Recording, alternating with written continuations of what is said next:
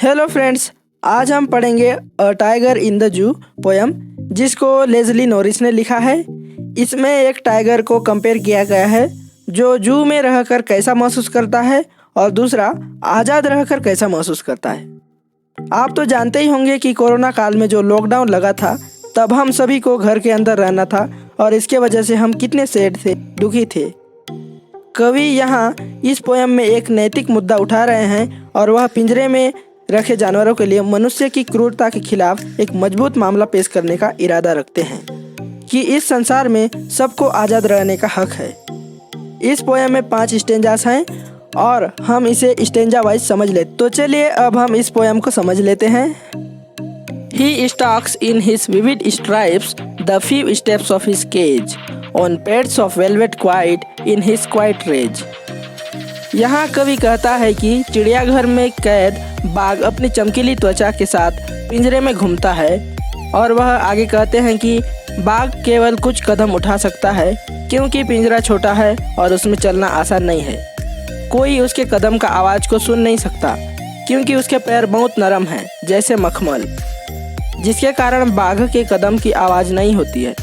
बाघ अपने पिंजरे के सीमित क्षेत्रों में चुपचाप चलते हुए अपने गुस्से को कंट्रोल करने का कोशिश करते हैं।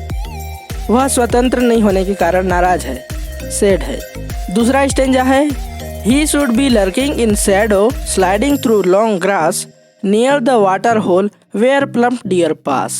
कवि कहते हैं कि यदि यह बाघ मुक्त होता यानी स्वतंत्र होता तो वह अपने आप को जल स्रोत या तो समझ लीजिए कि झरना के पास लंबी घास के पीछे छिपा लेता ताकि वह आसानी से एक हिरण को पकड़कर और उसे खाकर अपना भूख मिटा सके। बेसिकली कवि यह कहना चाहता है कि एक बाघ का वास्तविक जीवन जंगल में रहना है, जहां वह अपने शिकार को पकड़ सकता है और उसे खा सकता है, लेकिन पिंजरे में बाघ ऐसा नहीं कर सकता। फिर थर्ड स्टेंजा में कवि कहते हैं, he should be snarling around houses at the jungle's edge, baring his white fangs his claws terrorising the village.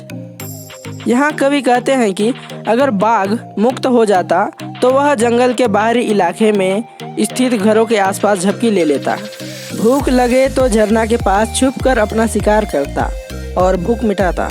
अगर उसे भोजन नहीं मिलता तो वह जोर जोर से दहाड़कर आसपास के लोगों को आतंकित करता और अपने तेज दांतों और पंजों से गांवों में रहने वाले लोगों में डर पैदा करता।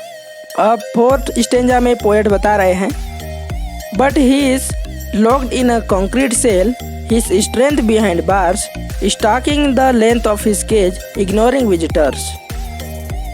अब कवि उस बाघ की वास्तविक पर आते हैं जो पिंजरे के अंदर हैं। उनका कहना है कि बाघ एक मजबूत सेल में लॉक्ड है जो कंक्रीट से बना हुआ है, और पोएट आगे कहते हैं कि टाइगर का सभी पावर को छीन लिया गया है और उसे कोई मदद नहीं करता। वह टाइगर अब हेल्पलेस हो गया है।